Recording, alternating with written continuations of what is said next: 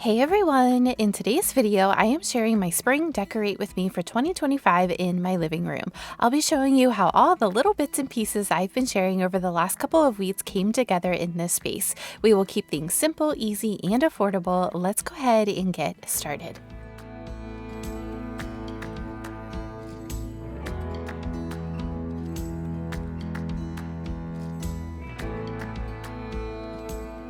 I always start my decorating process going through the things that I already have and piecing together what I want to use for each season. I honestly don't buy a ton these days for a couple reasons, but mostly because there just isn't a reason when I can reuse what I have in different ways. The only purchases that I have recently made are the Floral pillow covers that you see here and this new throw blanket. I also have two thrifted finds that I will be sharing in this video a little bit later. Other than that, I am using what I already have.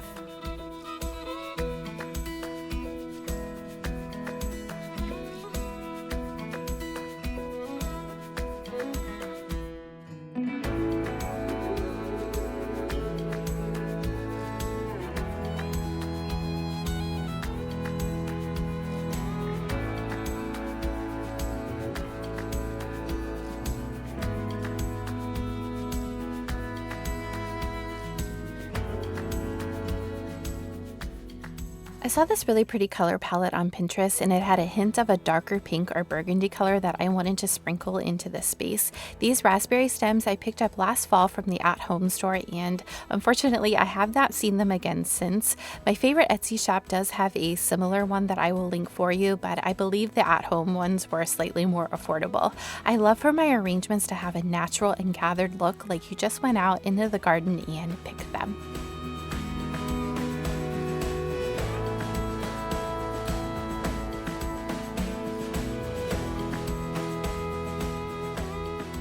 I had two different ideas for my coffee table and I couldn't decide which one I like best, so I'm going to share both of them with you. I found this antique berry crate on Marketplace for $10. It is such a neat little piece. The berry crates are antiques as well. I started with this lace placemat just to add some color between the two wood pieces.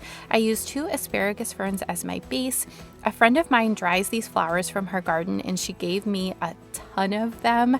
I actually plan to make a wreath with them, but I thought it would be pretty to incorporate some of them here. If you don't want to mess with dried flowers, you could achieve the same look using some of the beige baby's breath stems from Hobby Lobby, and I will link those for you. You would just have to trim the stems down a little bit. More and more, I like to use decor pieces that give me more of a natural look, which is why I really like to incorporate dried flowers.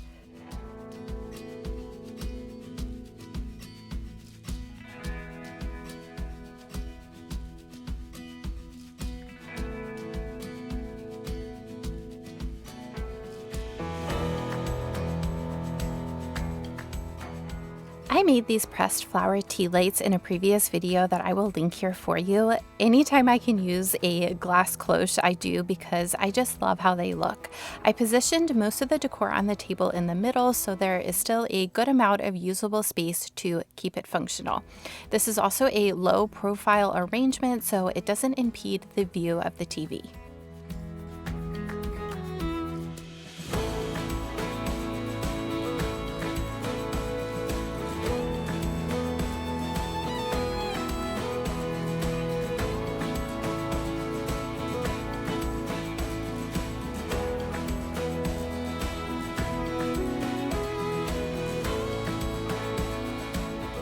For the second style, I have this thrifted basket with a live philodendron plant. This glass cloche I actually made just by flipping over a thrifted vase and adding a glass knob to the top of it.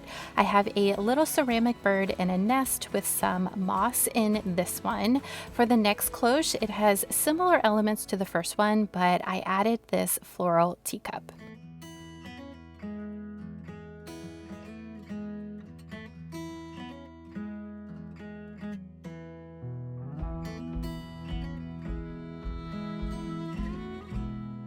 For the last cloche, I am using similar elements to the first two, but I am just putting it together slightly different. All of the cloches look different, but complement each other.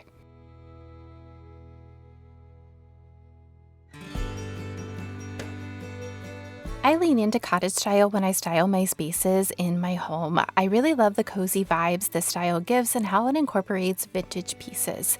I have a blend of old and new in my home because antiques can be very pricey, so I try to source new pieces that still give the same look and feel of cozy cottage without being overly expensive. In next week's video, I will finally be sharing the update in the breakfast nook in our kitchen, and this is a perfect example of bringing in new pieces to blend with the old.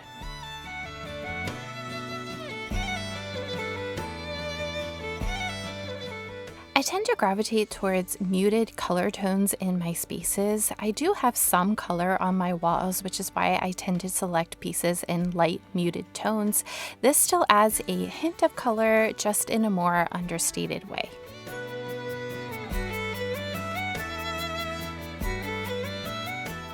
This floral quilt is one of my favorites. I bring it down to the blanket basket for the warmer months because it's a lighter weight material but still very soft for snuggling on the couch. Since I have florals in a couple different areas in this space, I wanted to bring in some greenery so there was not too many florals in one space. I believe it's a balancing act when styling florals and stems in your space. The mix of florals and greenery as well as faux and live plants gives a balanced and cohesive look. I shared how I created this look on my mantle in last week's video, but just in case you missed it, I thought I would add just a quick recap here. Be sure to check out that video if you didn't catch it because it has all the details for the giveaway to celebrate my 100th video. It runs until midnight tonight, and I will be announcing the winner here on YouTube and Instagram next week.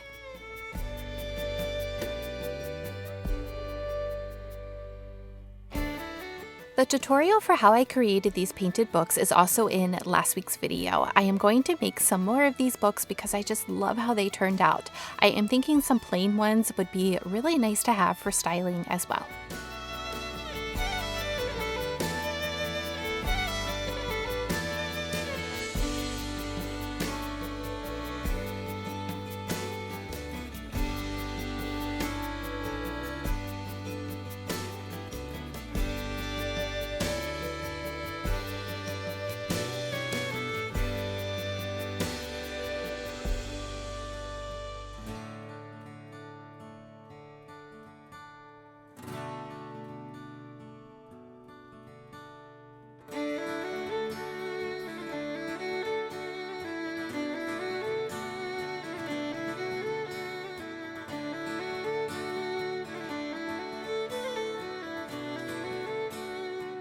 I am not making many changes to the bookshelves. I am just adding this pretty green vase and some little ceramic birds.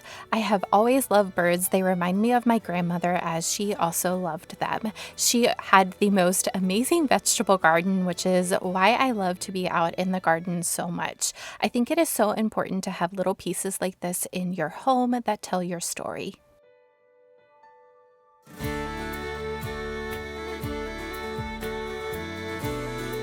Here is a look how everything came together for spring in my living room.